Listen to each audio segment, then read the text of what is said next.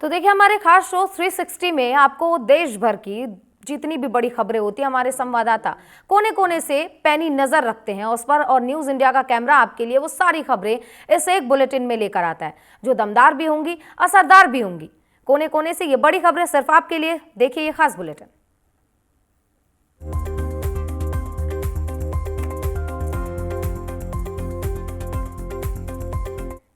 सत्तारूढ़ एनडीए ने इस बार 160 पार का बड़ा टारगेट तय किया है। ये 243 सीटों वाली विधानसभा में लगभग 2/3 बहुमत के बराबर है। बिहार में पहले चरण का मतदान हो चुका है। सत्तारूढ़ एनडीए ने इस बार 160 पार का एक बड़ा टारगेट तय किया है। ये 243 सीटों वाली विधानसभा में लगभग 2/3 बहुमत के बराबर है। लेकिन राजनीतिक समीकरण, जातीय गणित और प्रशांत किशोर की जनसुराज पार्टी के उभरने से ये लक्ष्य उतना आसान नहीं जितना दिखता है। कुछ वैसा ही हाल है जैसा लोकसभा चुनाव में बीजेपी के 400 पार नारे का हुआ था, जो आखिर में 293 सीटों पर ही थम गया। इस बार का सबसे दिलचस्प फैक्टर है प्रशांत किशोर की जनसुराज पार्टी। इस बार पी के सभी 243 सीटों पर उम्मीदवार उतार चुके हैं और दावा कर रहे हैं कि 150 सीटों पर वह सीधे लड़ाई में है।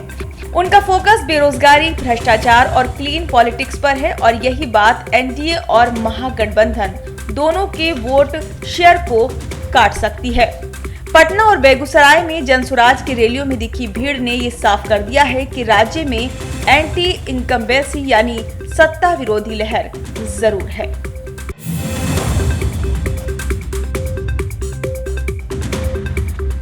खेसारी के मुंबई स्थित बंगले पर बीएमसी का बुलडोजर चलने वाला है। पहले चरण के वोटिंग के 2 दिन पहले उनको इनका नोटिस मिला, जिससे उनका दिल टूट गया है। एक इंटरव्यू में खेसारी ने कहा उन्होंने खून पसीने से अपना ये घर बनाया था।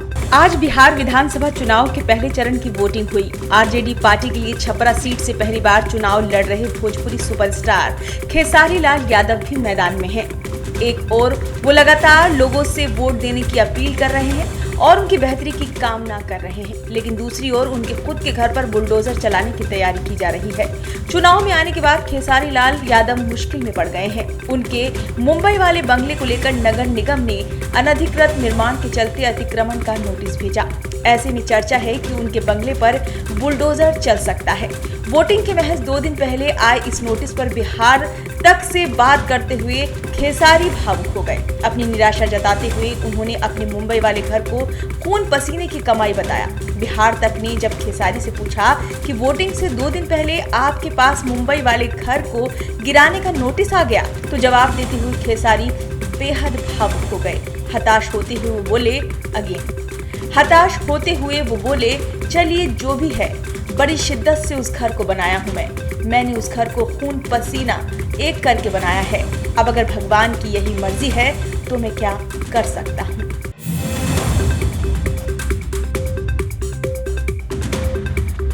सरकार की मंशा को लेकर एसआईआर को लेकर उत्तर प्रदेश में सभी अधिकारियों को अलर्ट किया गया है। अलर्ट के बाद आपको बताते चले, मैनपुरी एसडीएम अंजनी कुमार सिंह ने जब सभी को अधिकारियों को प्रेस वार्ता करके उन्होंने जानकारी दी थी कि एसआईआर को लेकर सारे अधिकारी घर घर जाकर एसआईआर के बारे में जानकारी देंगे। मैनपुरी में डीएम के निर्देश के बाद स्पेशल इंटेंसिव रिवीजन का काम शुरू कर दिया गया है।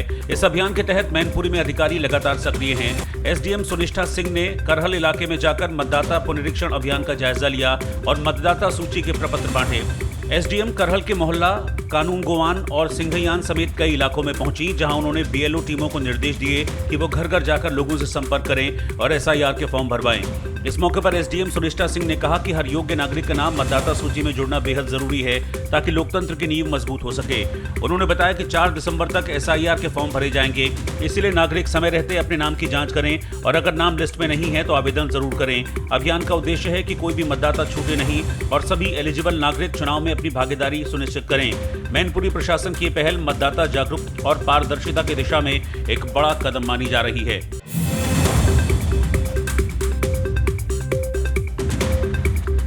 फर्जी डिग्री मामले में आज ईडी की टीम उन्नाव के सरस्वती मेडिकल कॉलेज पहुंची, जहां 5 करोड़ से कई सदस्यीय टीम ने मेडिकल कॉलेज के एडमिशन और मार्कशीट से जुड़े दस्तावेजों की गहनता से जांच की। साथ ही मेडिकल कॉलेज के डीन और प्रबंधन के विशेष जिम्मेदारों से भी पूछताछ पूरा के सरस्वती मेडिकल कॉलेज का है। फर्जी मार्कशीट मामले में ईडी ने यूपी के उन्नाव के प्राइवेट सरस्वती मेडिकल कॉलेज में छापेमारी की है।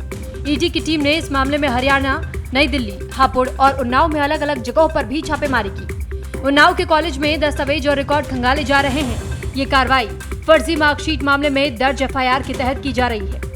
ईडी ने बताया कि जांच के दौरान किसी भी तरह की गलत गतिविधियों का पता लगाया जाएगा और जिम्मेदारों के खिलाफ कानूनी कार्रवाई होगी। स्थानीय प्रशासन और कॉलेज प्रशासन भी मौके पर मौजूद हैं और ईडी टीम के साथ सहयोग कर रहे हैं। इस मामले ने शिक्षा जगत में सतर्कता और पारदर्शिता की जरूरत को फिर से उजागर किया है। साधारण छात्रों और अभिभावकों के लिए ये एक चेतावनी भी है कि शैक्षणिक प्रमाण पत्रों और मार्कशीट की प्रामाणिकता हमेशा जांचें।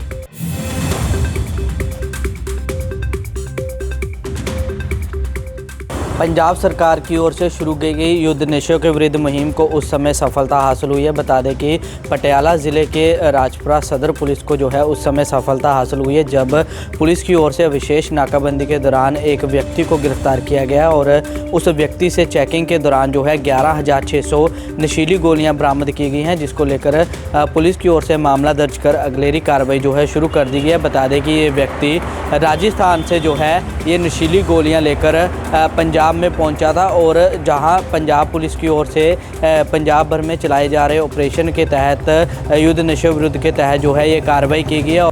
पंजाब सरकार की ओर से नशे के खात्मे के लिए चलाए जा रहे अभियान के तहत पटियाला के सदर राजपुरा पुलिस ने कार्रवाई की। थाना सदर के एसएचओ इंस्पेक्टर गुरसेवक सिंह सिद्धू ने बताया कि गुप्त सूचना के आधार पर पुलिस ने एक व्यक्ति को पकड़कर तलाशी के दौरान उसके पास से 11,600 नशीली गोलियां बरामद की गई। इस सफलता को मुख्यमंत्री भगवंत सिंह मान, DGP Punjab Gaurav Yadav, DIG Patiala range Kuldeep Singh Chahal और एसएसपी पटियाला वरुण शर्मा द्वारा चलाए जा रहे ड्रग मुक्त समाज अभियान की महत्वपूर्ण उपलब्धियां बता रहे हैं। पुलिस ने आरोपी के खिलाफ एनडीपीएस एक्ट के तहत में मामला दर्ज कर लिया है और आगे कानूनी कार्रवाई शुरू कर दी गई है। एसएचओ ने ये कहा है कि ऐसे अभियानों से नशे के खिलाफ लड़ाई को मजबूत बनाया जा रहा है और समाज में सुरक्षा और स्वस्थ जीवन को बढ़ावा दिया जा रहा है। स्थानीय लोग इस कार्रवाई का स्वागत कर रहे हैं और प्रशासन से ऐसे और कड़े कदम उठाने की उम्मीद भी कर रहे हैं। राजपुरा पुलिस की इस बड़ी सफलता के बाद से नशे के खिलाफ अभियान और तेज हो गया है। आगे की कार्रवाई और गिरफ्तार किए गए आरोपी की अदालत में पेशी की जानकारी सामने आने का इंतजार है।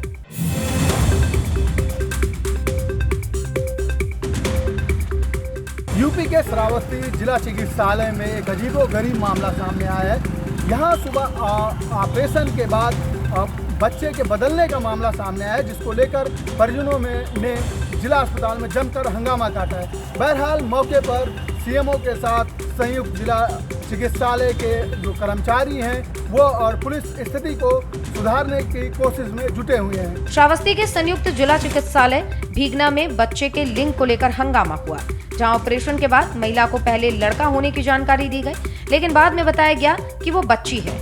इस बात से परिजन काफी नाराज हुए और प्रसव कक्ष के बाहर जमकर हंगामा किया। परिजनों ने अस्पताल प्रशासन पर लापरवाही का आरोप लगाया। मौके पर पुलिस और अस्पताल प्रशासन की टीम भी पहुंची और स्थिति को संभालने में जुटी। सूचना मिलने के बाद सीएमओ भी अस्पताल पहुंचे और नवजात बच्ची और मां के स्वास्थ्य का जायजा लिया। अस्पताल प्रशासन ने कहा कि पूरे मामले की जांच की जा रही है और भविष्य में ऐसी भूल ना हो, इसके लिए कदम उठाए जा रहे हैं। स्थानीय लोग और परिजन भी इस घटना को लेकर अपने अपने विचार व्यक्त कर रहे हैं। तो वहीं स्वास्थ्य विशेषज्ञों ने बताया कि नवजात और माताओं की देखभाल में सटीक जानकारी और पारदर्शिता बहुत जरूरी है।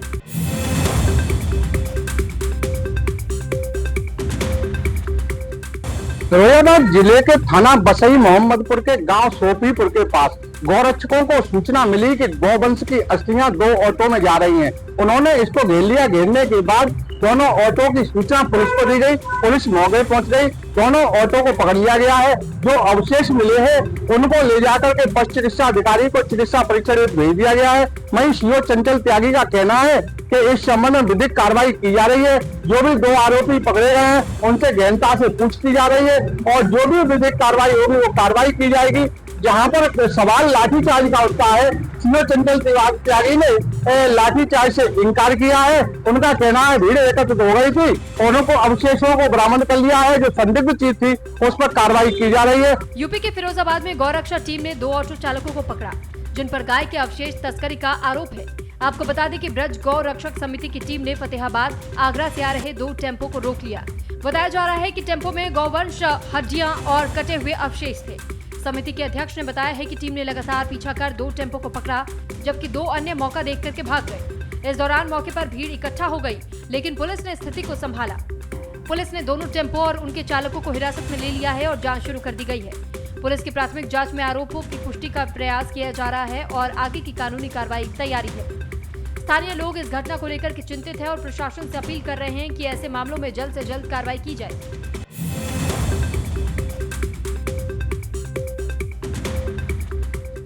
यमुनानगर के कस्बा प्रताप नगर में आज सुबह एक दर्दनाक हादसा हुआ।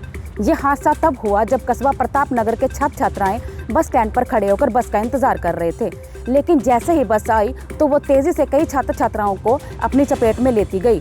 आरोप है कि वहाँ जो बस चालक था वो लापरवाही से बस चला रहा था और तेज गति के चलते और छात्र छात्राओं की भीड़ में से ही बस को निकालता ले चला गया, जिसके चलते लगभग आधा दर्जन के करीब छात्राएं बस की चपेट में आ गई, जिनमें से एक छात्रा की मौत भी हो गई, लेकिन जो अन्य छात्राएं हैं अभी भी अलग अलग अस्पतालों में दाखिल हैं। हरियाणा के यमुनानगर में उस वक्त अफरा तफरी मच गई जब प्रतापनगर बस स्टैंड में आज सुबह रोडवेज बस चालक की लापरवाही से आधा दर्जन से अधिक छात्राएं बस की चपेट में आ गई।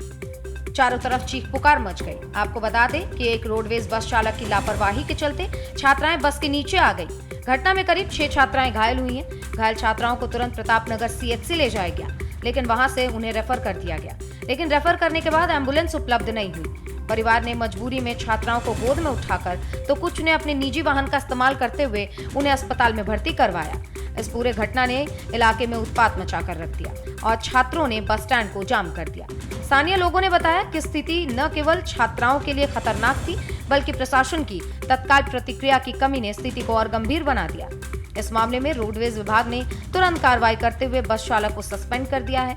हालांकि अब प्रशासन और पुलिस पूरे मामले की गहन जांच में जुटी है और भविष्य में इस तरीके की घटनाओं से बचने के लिए सुरक्षा को बढ़ाने की भी बात कही है।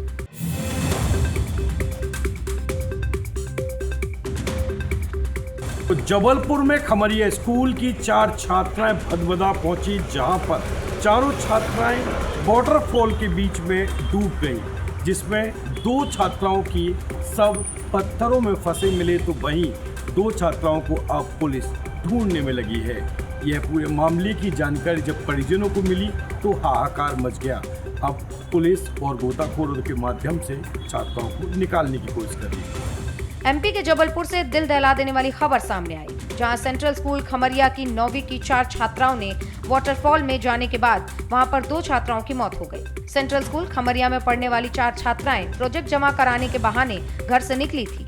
छात्राएं मोपेड पर सवार होकर भदभदा वाटरफॉल पहुंची और वहां पर स्नान कर रही थी। इस दौरान छात्राएं गहरे पानी में जाने से डूब गई। छात्राओं के देर शाम वापस न लौटने पर परिजन रांझी थाने पहुंचे, जिसके बाद से पुलिस ने जांच शुरू की और घटना का खुलासा हुआ। सुबह वाटरफॉल में तलाशी के दौरान 2 छात्राओं के शव फॉल के पत्थरों के बीच मिले। मृतक छात्राओं की उम्र केवल 14 वर्ष थी।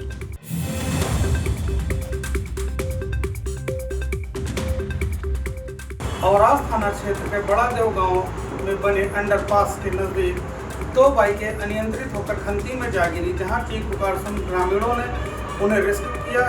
स्थानीय पुलिस को सूचना दी। चारों को जिला अस्पताल भेजा गया, जहां पर 3 को मृत घोषित कर दिया गया, वहीं 1 का इलाज अभी जारी है। पूरा मामला जनपद उन्नाव के औरास थाना क्षेत्र का है। यूपी के उन्नाव से दुखद खबर सामने आई, जहां पर तेज रफ्तार और लापरवाही के कारण बाइक हादसा हुआ, जिसमें 3 लोगों की मौत हो गई और 1 अन्य घायल हो गया। यह हादसा औरास थाना क्षेत्र के बड़ादेव गांव के अंडरपास हुआ। आपको बता दें कि 2 तेज रफ्तार बाइक अनियंत्रित होकर पानी भरी खंती में गिर गई। खंती में पानी होने के कारण बाइक सवार डूब गए, जिससे यह हादसा हुआ। पुलिस ने सूचना मिलने के बाद तुरंत मौके पर पहुंचकर वहां पर कार्रवाई की। पुलिस और स्थानीय लोगों ने रेस्क्यू करके घायल और मृतकों को बाहर निकाला। घायलों को अस्पताल ले जाया गया, जहां डॉक्टरों ने 3 लोगों को मृत घोषित कर दिया। 1 अन्य घायल का इलाज अभी भी जारी है। मृतक सभी लखनऊ के जेहटा गांव के रहने वाले थे और मेला देखने के लिए औरास आ रहे थे। पुलिस ने मृतकों के शव को पोस्टमार्टम के लिए भेज दिया है और मामले की जांच शुरू कर दी है। स्थानीय प्रशासन ने हादसे को लेकर सावधानी बरतने और सड़क पर तेज रफ्तार से बचने की चेतावनी दी है। 360 में देखा आपने कि किस तरीके से तमाम देश की बड़ी खबरें और राज्य से जुड़ी तमाम बड़ी खबरें हमने आप तक पहुंचाई और आप बने रहिए न्यूज इंडिया के साथ ऐसी ही खबरों के लिए।